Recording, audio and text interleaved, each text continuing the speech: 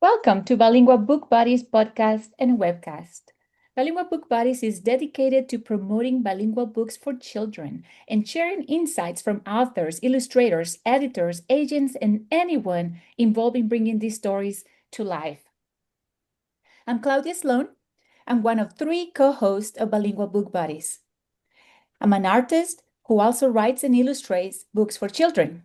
I focus in themes of wellness, Latinx culture, my own adventures, modern fairy tales, STEAM, and sports, among others. In fact, my latest picture book is a bilingual book about sports, and it's a dream come true for me because it was a collaboration with my favorite professional basketball teams, the Phoenix Suns and the Phoenix Mercury. And now I have the pleasure to bring forward my co-host, Alicia Salazar and Silvia Lopez. Hi, I'm Alicia Salazar, children's book author and former teacher.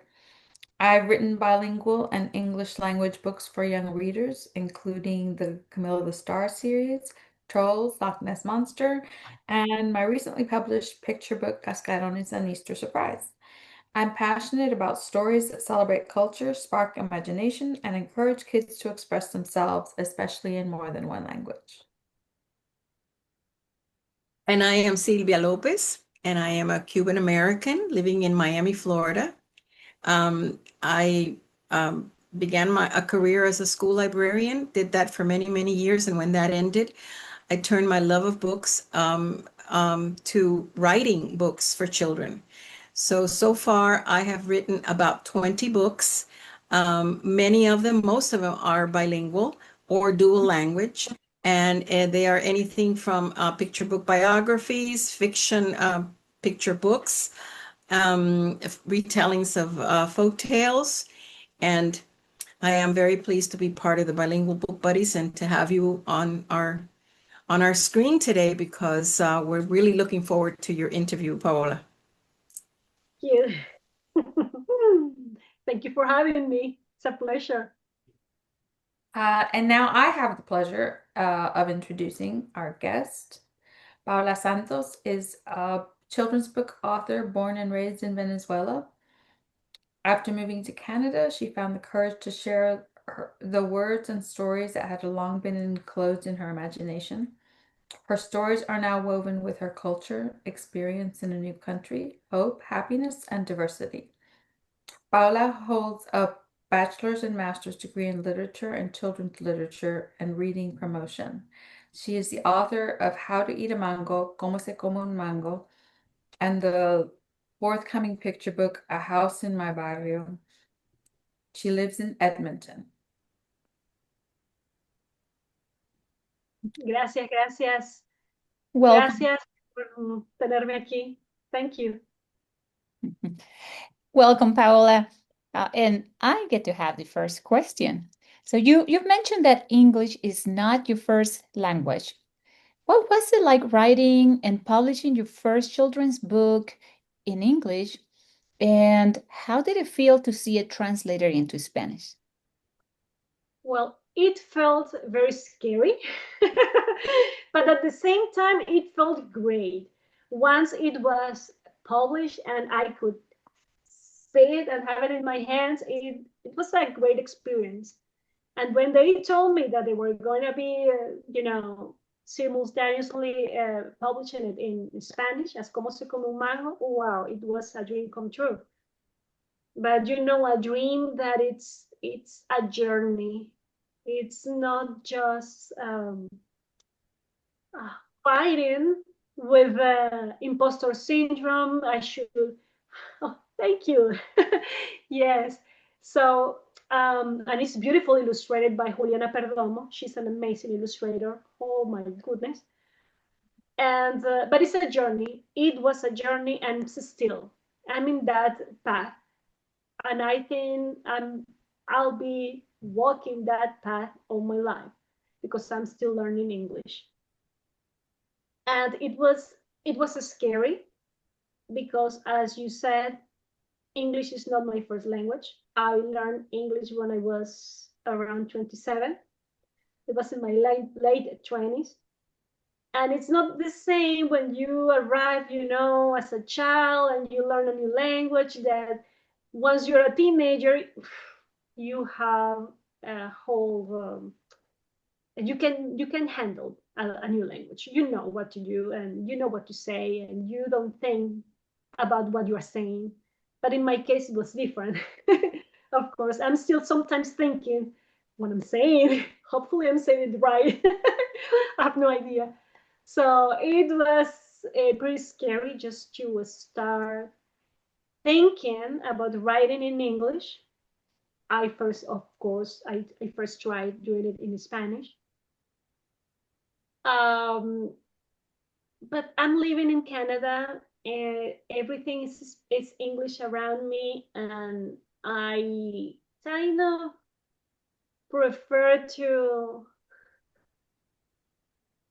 when you write a manuscript, you know that it's gonna be horrible. The first manuscript is always terrible, and you have to revise again and again. For me, it was very difficult to do it in Spanish because I knew the language, and it was very hard for me just to hear that something was not ready to go, that it was not perfect. And because I was learning English, it was difficult to have that. Um, I don't know how to say it. It's kind of a battle in between. I know Spanish, I should be good at this. I'm not very good at English.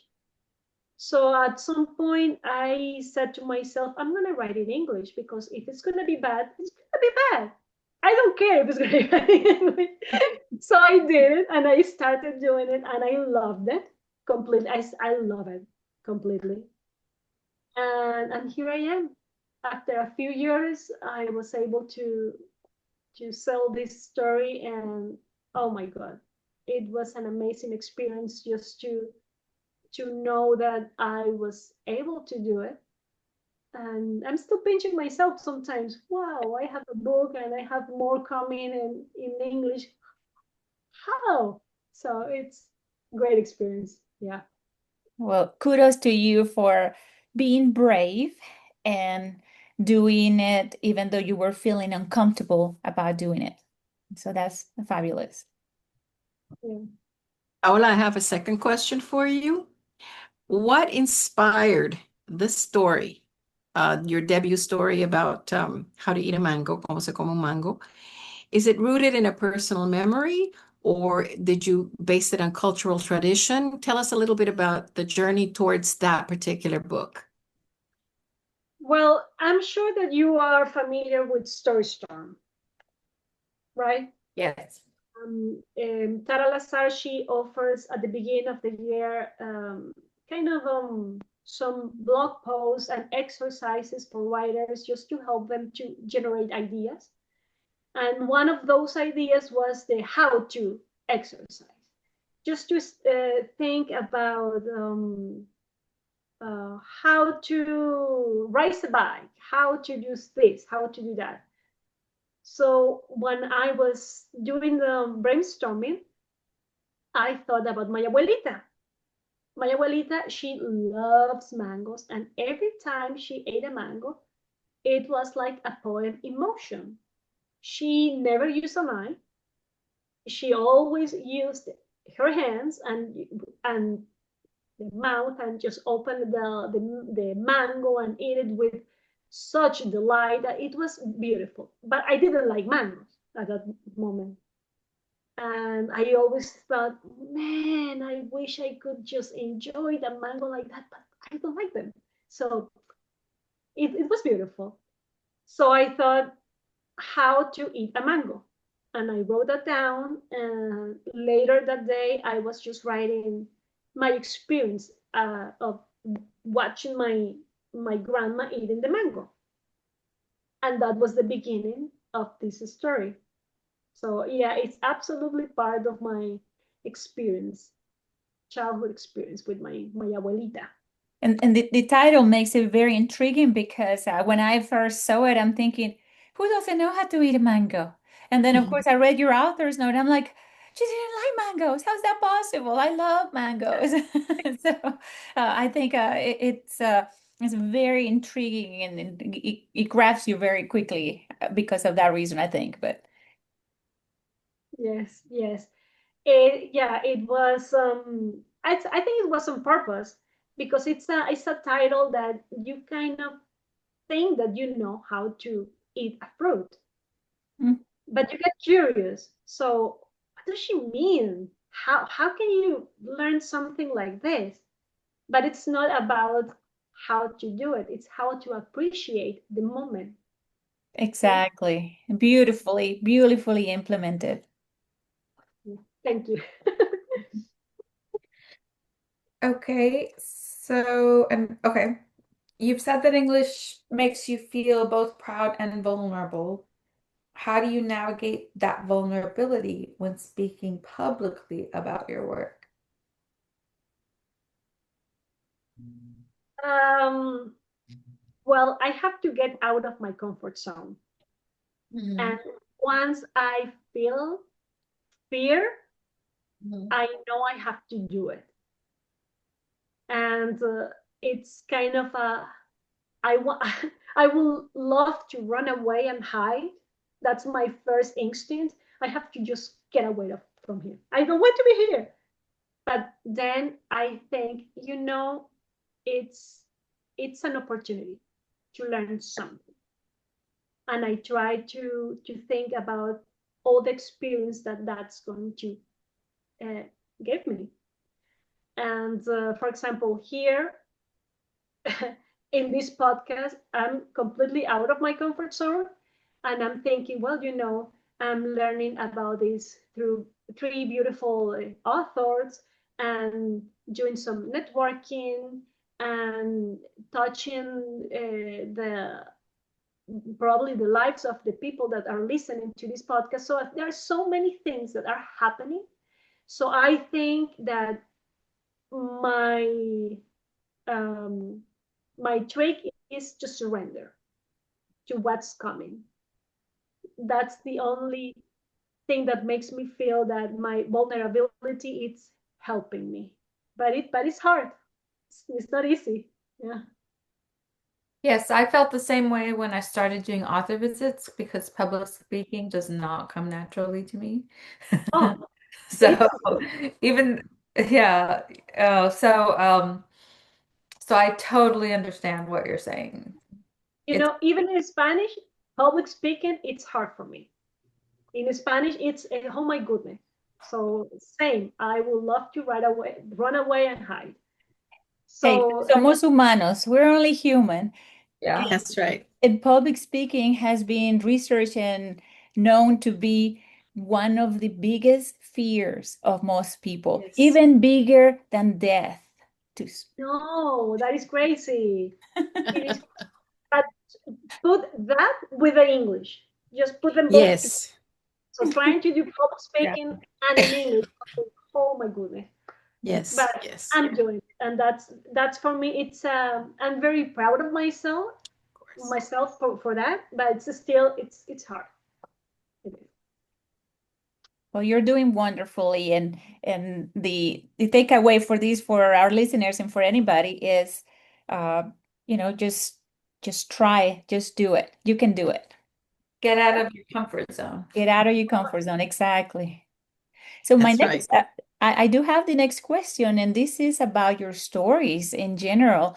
Your stories are filled with culture, hope, and happiness. What role does joy play in your storytelling, especially in the context of bilingual or immigrant narratives?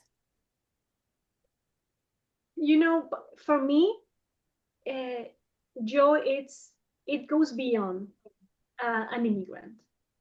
It's the that picture of bilingual um, narrative because joy it's an emotion and we all feel that. We are not going to stay in joy all the time. That's it's a blissful state that comes and goes. For me, usually I feel peace, I feel grateful, and that's kind of my main emotion. But I love those moments in which you are walking on a park or doing something, or like Carmencita in How to Eat a Mango, the moment she tastes that mango, she feels that explosion of emotions, and she can feel in her heart the music, the cuatro, la maraca, los tambores, and that's joyful, that moment.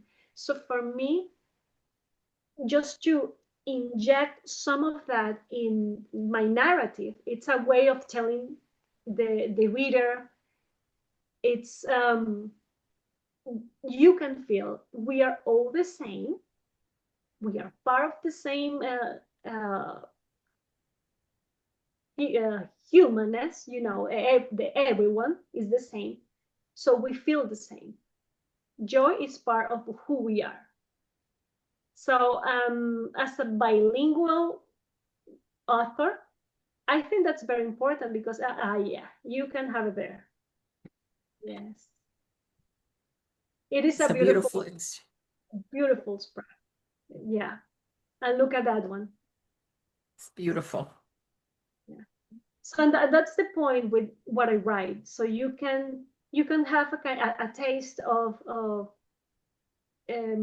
what is joyful, and that you can touch that state no matter what, no matter the language you speak. Okay, so that's very important for me. Thank you. Very well said. Thank you. This is important to me as a former librarian. This question, you mentioned that the growing wave of book bans. And how do you hope your books and bilingual stories in general, more broadly, can respond to or resist the climate of book banning? You know, I was watching a documentary on Judy Blume a few months ago, and in the documentary, maybe it was the 80s or 70s, I don't know, and she was talking about book bans. Yes. And I was thinking, you know, book bans, it's a resistance of change. Every time humans are changing, our understanding of things are changing, the old ways, they want to remain, they want to stay the same, and they fight.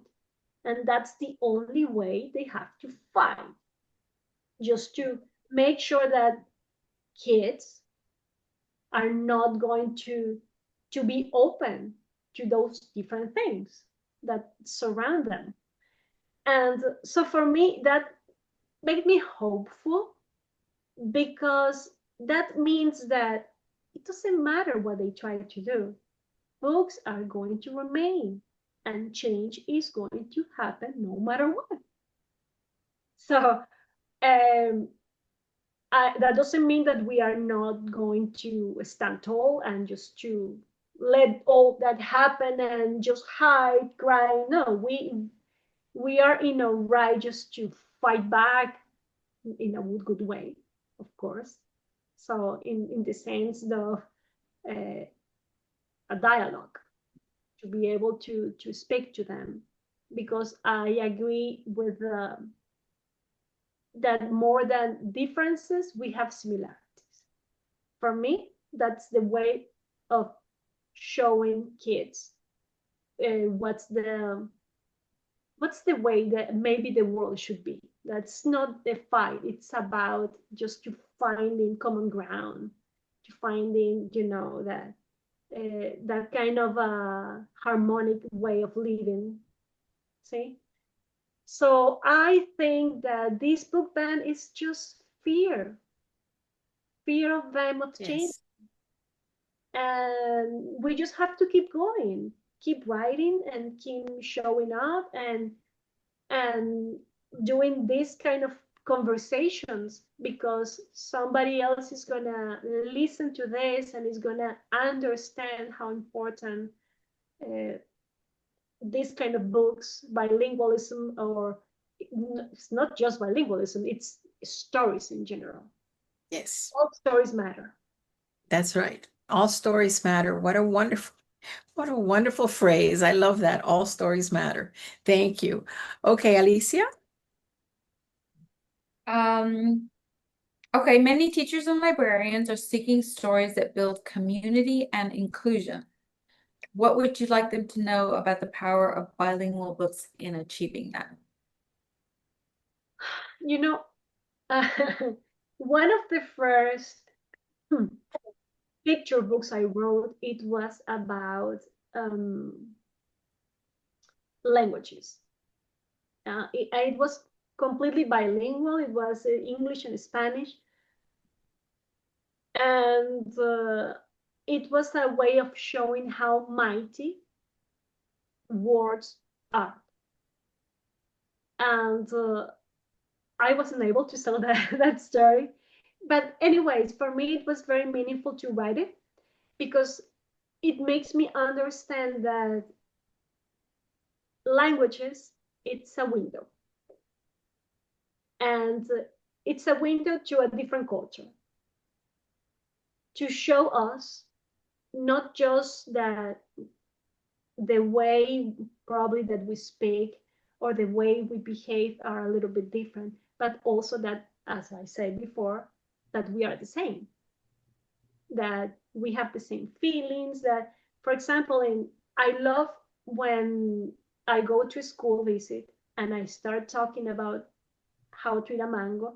And at the beginning, I kind of show them the Venezuelan map and where is Venezuela and a little bit of the customs we have. And they are so interested about all those details.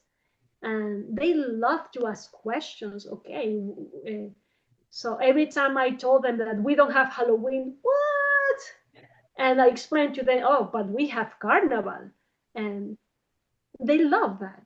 So for me, it's their windows. And every bilingual book, it's showing not just kids, but parents as well. Everybody who reads a bilingual book, it will have that window. It will open that window to a different culture and to the possibilities to see that in spite of our differences, we are the same. Okay? So that's my hope that they are going to tackle to that sense. And as I said, I was every time I go to a school visit, I show them the culture, but at the same time, are talking to them about the love in between a grandchild and the grandparent, and that's something they can relate to. So there you go. Okay. Perfect. I love it. Goes back to what we just said earlier. Somos humanos. We are human. So there's a lot of there's differences, but there's many, many more similarities, I think. And I'm glad that you're celebrating it with your books. In talking about your books, you have a book coming up. I'd like you to tell us a little bit about that. The title is A House in My Barrio. And I'd like to, one of the things I'd like to know is what inspired it and what can readers expect? Oh, I love that book, House in My Barrio. It's, it goes to say my own experience. It is not exactly the same. I didn't have that same experience, but I love working with the elderly and just to touch their wisdom, uh, the look in their eyes, all those memories, experiences they have, and sometimes they're hidden there, and you just have to dig a little bit, and you have a treasure if you do it, if you ask questions. And I think that's one of the things that motivated me to write this book because personally, I see how a lot of elderly people, they are practically abandoned in some of the long care places, and how they need some love, some touch, some company.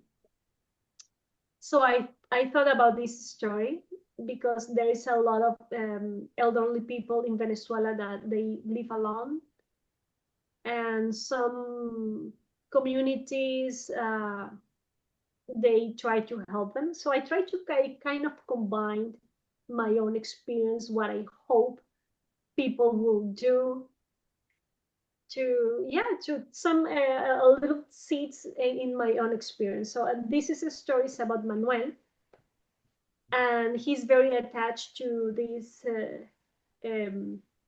matriarchal figure. It's called Mama Elena, and she helps everybody. She gives wisdom, and she gives, and something happened to her, and she cannot do it anymore. So the community have to gather, it has to come together and help her. So this is a story about giving and receiving as well, you know. Yeah, and hopefully what people's gonna expect is that it's an experience of that, of giving and receiving. What a That's beautiful message, giving and receiving. Yes, and you touched upon, I'm sorry, Claudia, you touched upon the so many people, elderly people living alone, as a Venezuelan and as a Cuban, and a lot of the Hispanics communities, any community. Very often people will emigrate, they will be forced to go someplace else. And sometimes the elderly do not always come. I know that happens within Cuban Americans. It happens a lot. There's a lot of divided families. And so the elderly are left even unwillingly by the family, but they're left alone. So the community has to come in and take the place of the close family, because the close family had to leave the country. And that is seen more and more. So I'm really looking forward to this book of yours, Paola, very much, because it sounds wonderful.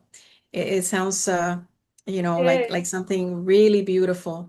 Yeah, and I can see that you have your book there, Uno Más, One More. It's illustrated by Yasua, Yeah. and she's going to be my illustrator here in the house in my Is barrio. she? Well, look, yeah, we have an interview with Olivia. Yeah, and it coming is, up. Coming yes, up.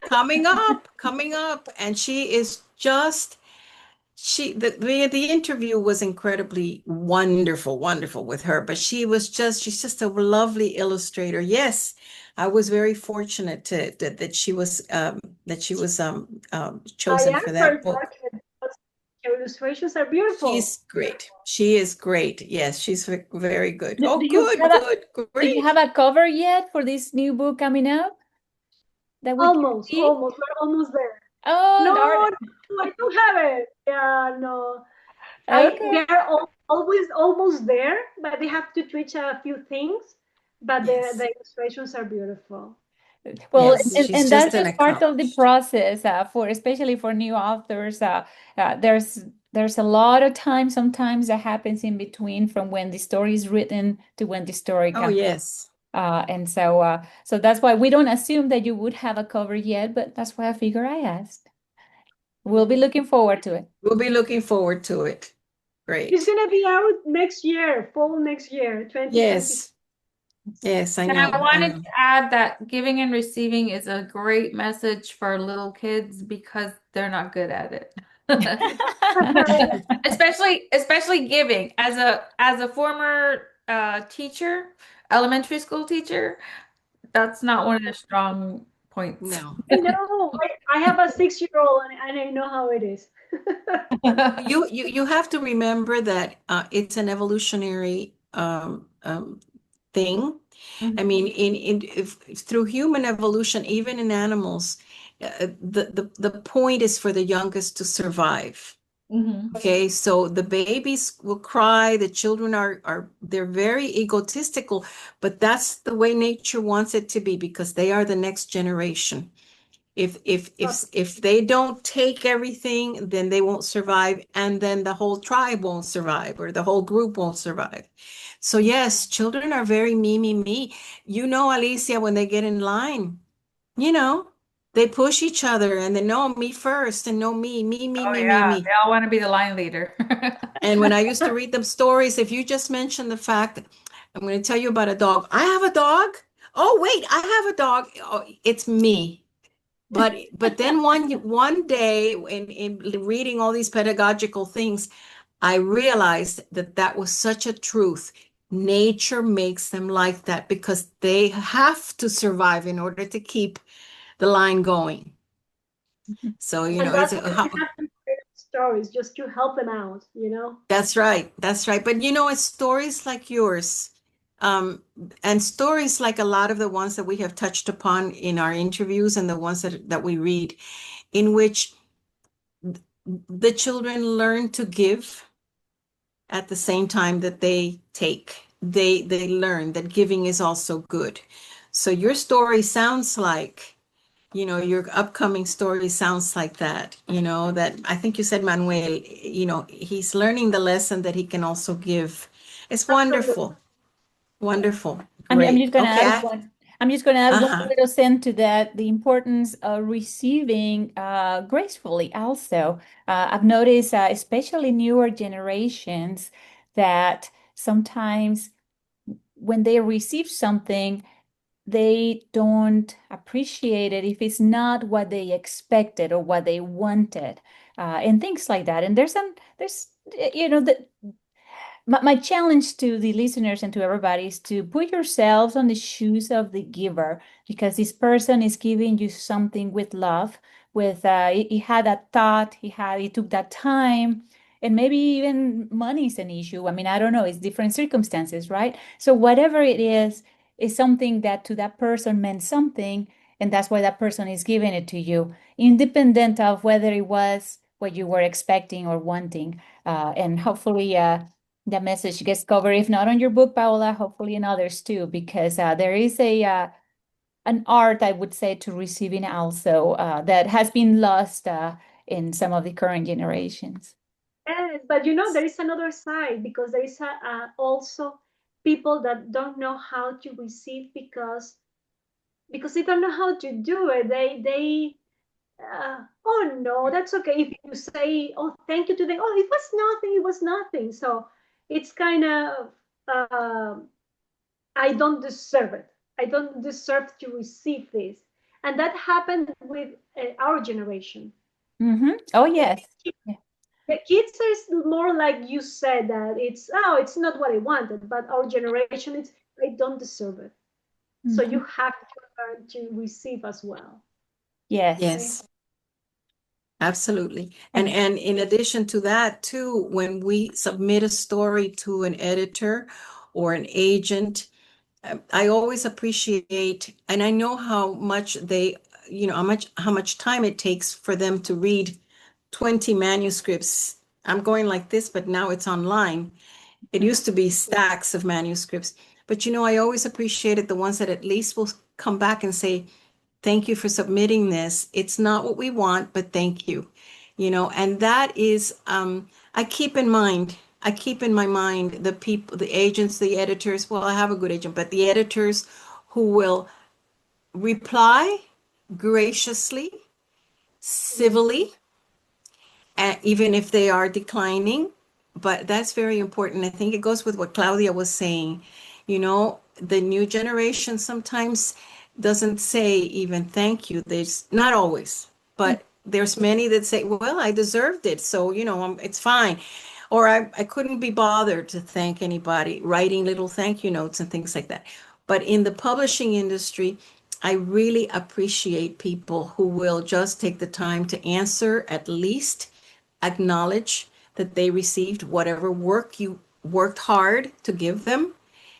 And that to me is very, very important. So this all goes back to your story, Paola, about a house in my barrio, because even though we haven't seen the book, but we already can tell that this is going to be a touching story, and a story that's going to reach a lot of people on different levels, So we're ready. I mean, I'm ready.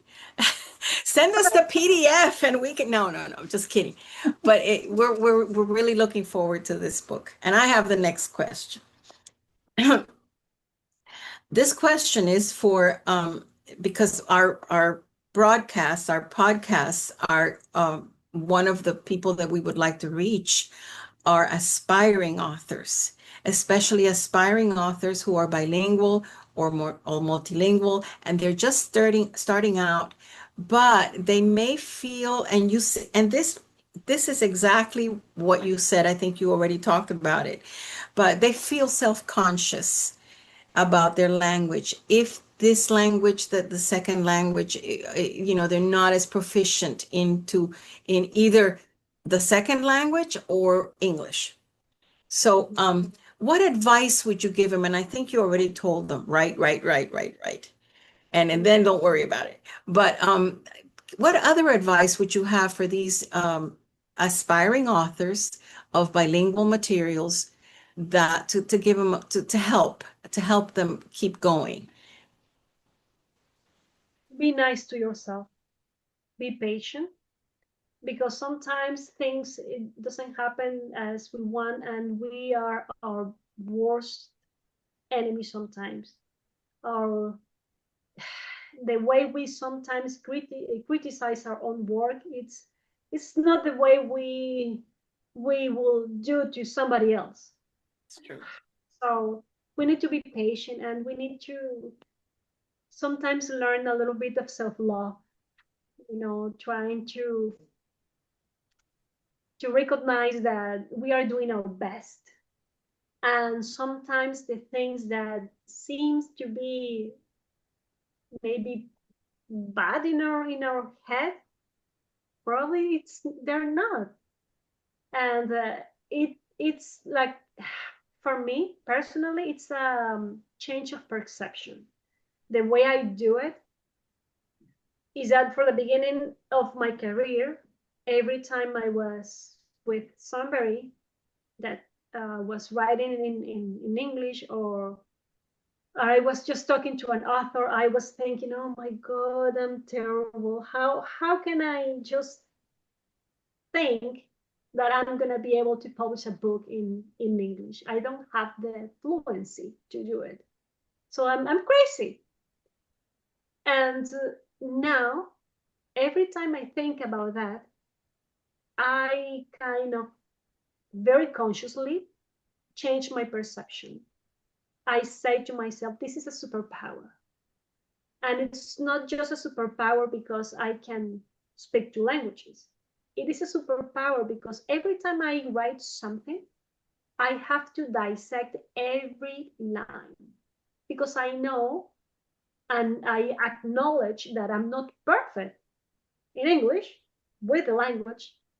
So I go back and revise again and again and again and again, and on and on. So I really look at each line and try to mix all those words. And sometimes I write things that make no sense, and sometimes they make sense, and sometimes they get wonderful. I get a beautiful line because I've been working so hard on each one of them.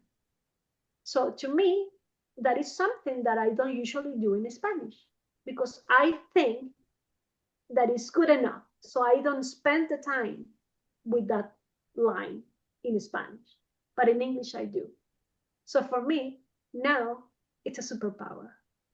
So I try to be patient. I try to acknowledge that I am doing this the best I can, that I'm doing great, because I've been brave enough to do it. So you can do it. You can do it. I keep saying the same every day, and very consciously. It's not something that I usually remember. No, I try to do it every day just to keep my spirit up. and just to be able to do it. That's great advice. Excellent advice. For anybody, aspiring author, established author, anybody, it's wonderful. Thank you very much. Okay, so Alicia? Yes. How has your experience moving from Venezuela to Canada shaped your perspective as a writer? Oh, definitely it has an influence, because everything I write is from my childhood, my experience in Venezuela. But when the first time when I started writing, I was writing things like picture books about animals. I was not trying to put any Spanish words in the text. I was kind of putting aside my culture because I thought that it was not going to sell, that was not important. But at the same time, my stories were horrible because they didn't have heart, and they needed heart. And once I recognized that was the first thing to do, so they started to get better and better and better. So I kind of went back to my childhood and really looked at it and every aspect, and I embraced my Venezuelan identity. And at the same time, I have kind of a different experience to many of the immigrants, because when a child moves to another country, they usually feel lost. But the point is that they don't see themselves in the people that is around them, because they may look different. For me, it was a different experience, but because I grew up in Venezuela, so everybody was the same. I didn't have that, so I don't have that trauma. Once I was here in Canada, my trauma was the loss of my language. It was not that I couldn't recognize myself in the people, because I knew myself. My point is, it was I didn't have the way of communicating that Yes. I had in my country. It was the same experience, the loss and grief, but with different nuances. So yeah, and definitely they shape the way I write, because now I really try to put my culture in the page, so you can see it, you can smell it, you can touch it, you can live that and understand something that maybe you didn't know before. Okay? Yeah. Beautiful answer. I think putting our heart into these stories is what makes this story really unique to you. I hear that often on webinars and so forth. But when we're first starting out, sometimes we don't feel like we have something of value to add from that. So thank you for talking about it here. And I happen to have the last question, actually, for the formal interview. So if you could describe the heart of your work in just one sentence, what would that be? I think I will say, find your joy, look around, and feel deeply. That's what I will say. Beautiful, beautiful. Well, that brings us to the end of the interview today. Now what we have is called the rapid fire questions. And these are questions that we ask of every guest we have in the show. It's the same questions to everyone, and you can just answer whatever comes to mind. There's no right or wrong. Just have fun with it, and it's meant to be very brief. So I'll start with the first one, and then I'll pass them on. So what's one fact about you that even your biggest fans might not know? Mm, I didn't like mangoes when I started to write how to eat a mango. During my research, I like it, and I love it. That's a good answer. Okay, great. Nobody was expecting it's funny because from the title, people I think would expect that you love mangoes right from the beginning, but that goes to show you. Okay, so second rapid fire question. If others were to describe you in 1, 2, or 3 words, what would those words be? Colorful and bright. I think so. I think so too, from what we've heard today. All right, Alicia. The last rapid fire question. What book or books have had the most impact on your life? The Little Prince by Antoine de Saint-Exupéry. I love that book deeply. Cien años de soledad por Gabriel García Márquez. And The Lord of the Rings by J.R.R. Tolkien. Yes, those 3 books, I love them. Well, more than 3. Beautiful stories, all of them. But The Little Prince as a kid, that totally stayed with me too. So that's That awesome. resonates. That resonates, yes. Yeah. Well, this brings us to the conclusion of our time with you, Paola. Thank you so much for being here today. Personally, I feel like I learned a lot from every guest, and it's no different with you. Thank you so much for everything you've shared. Alicia, Sylvia, any last words you'd like to share? No, I think it has been a wonderful interview and we have learned a lot, all of us. And it's been such a pleasure to talk to Paola, who is obviously not only talented, but she writes from the heart, which but I think one thing, yes, I maybe I could say this. I think Paola you made a statement that you began writing and the first few stories were not good. They were not good at all. But I think we all do that because we write at the beginning, thinking what others will like, what will sell. We want to please the other people that we are writing for.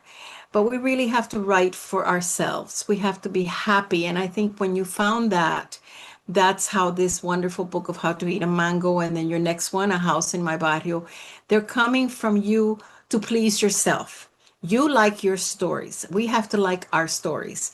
And I think you left us with a wonderful message there. So thank you. Yes, Thanks, thank you for joining us today. It was a great interview. So, And just for our listeners who cannot see the screen, what we have on the screen right now is Paola's website, which is www.paolasantos.com. Thank you so much. It was a very fun interview. Thank you. Well, Thank you. if you were right here, we would be sharing, on a cafecito. So this is like a virtual cafecito, and I can Yes, see. and if my tree had given any mangoes this year, because this year Miami has had a very bad harvest of mangoes. Everybody's asking why. Nobody knows why we didn't get too many mangoes this year. My husband is heartbroken. But if we had mangoes and you were here, we would be sharing mangoes with you. Oh, definitely. Well, do you like mangoes now, though? Now I love mangoes. Okay, That's good. yay! Yay! She converted. That's awesome. Yes. This concludes our episode today. Thank you, everybody. In the next episode, Mirel Ortega.